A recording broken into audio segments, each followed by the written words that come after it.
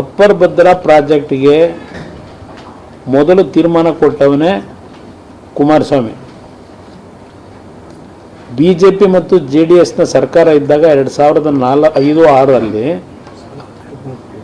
ದಿವಂಗತ KC ರೆಡ್ಡಿ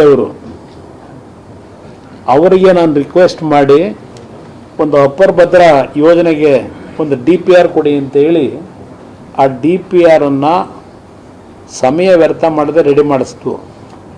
ಅವರು 4,500 ಕೋಟಿ ವೆಚ್ಚದಲ್ಲಿ ಅಪ್ಪರ್ ಭದ್ರಾ ಪ್ರಾಜೆಕ್ಟ್ನ ಮಾಡ್ತಕ್ಕಂಥ ನಿಟ್ಟಿನಲ್ಲಿ ಒಂದು ವರದಿ ಕೊಟ್ಟರು. ಅವರು ಕೊಟ್ಟಂಥ ವರದಿ ಬಹುಶಃ ಒಂದು 500-550 ಕೆರೆಗಳಿಗೆ ನೀರನ್ನು ತುಂಬಿಸ್ತಕ್ಕಂಥ ಯೋಜನೆ ಅದು. 4,500 ಕೋಟಿ ವೆಚ್ಚದಲ್ಲಿ ಆ ಯೋಜನೆಯನ್ನು ಸಂಪೂರ್ಣಗೊಳಿಸಬೇಕು ಅಂತ ಹೇಳಿ ನಾವು ಎರಡೂ ಪಕ್ಷಗಳು ಸೇರಿ ಸರ್ಕಾರ ಮಾಡಬೇಕಾದ್ರೆ ಕೊಟ್ಟಂಥ ಒಂದು ಸ್ಕೀಮ್ ಅದು.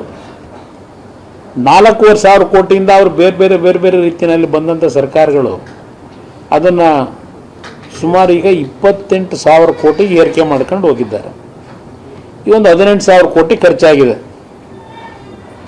ಈಗ ಮೊನ್ನೆ ದಿನ ಕೇಂದ್ರ ಸರ್ಕಾರದಲ್ಲಿ ಏನೋ ಒಂದು ರಾಜ್ಯ ಸರ್ಕಾರದ ಮನವಿಗಳನ್ನು ಅವರು ಸ್ವೀಕಾರ ಮಾಡಿ ಈಗ ಅಂತಿಮವಾಗಿ ಒಂದು ಕ್ರಿಯಾ ಯೋಜನೆ ಸಿದ್ಧ ಮಾಡಿ ಅದರ ಸಂಪೂರ್ಣ ಔಟ್ಲೇ 21,000 ಕೋಟಿಗೆ ಇಳಿಸಿದ್ದಾರೆ.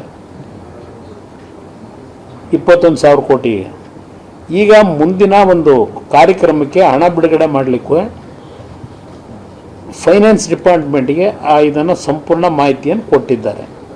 ಫೈನಾನ್ಸ್ನಲ್ಲಿ ಒಪ್ಪಿಗೆ ತಗೊಂಡು ಕ್ಯಾಬಿನೆಟ್ಗೆ ರೆಫರ್ ಮಾಡಿ ಕ್ಯಾಬಿನೆಟಲ್ಲಿ ಕ್ಲಿಯರ್ ಆಗಬೇಕು. ಈ ಹಂತಕ್ಕೆ ಈಗ ಬಂದು ನಿಂತಿದೆ. ಅದರಿಂದ ಸರಿಯಾದ ರೀತಿ ರಾಜ್ಯ ಸರ್ಕಾರ ಕಾಲಹರಣ ಮಾಡಿದ್ರೆ ಸ್ಪಂದಿಸಿ ಅಲ್ಲಿ ಕೂತು ಕೆಲಸ ಮಾಡಿದರೆ ಇಷ್ಟೊತ್ತಿಗೆ ಅದರ ಸಮಸ್ಯೆ ಬಗೆಹರಿತಿತ್ತು. ಇವರು ದಿನ ಪತ್ರಿಕೆಗಳಲ್ಲಿ ಸಾರ್ವಜನಿಕವಾಗಿ ಕೇಂದ್ರ ಸರ್ಕಾರ ಬೈಕೊಂಡು ಕೂತ್ಕೊಂಡ್ರಲ್ಲ, ಅದಕ್ಕೆ ಸಮಯ ವ್ಯರ್ಥ ಮಾಡ್ಕೊಂಡು ಕೂತ್ಕೊಂಡ್ರಲ್ಲ, ಅದ್ರ ಬದಲು ಅಲ್ಲಿ ಬಂದು ಕೂತ್ಕೊಂಡು ಕೆಲಸ ಮಾಡಿದರೆ ಇಷ್ಟೊತ್ತಿಗೆ ಇದೆಲ್ಲ ಪರಿಹಾರ ಆಗೋದು.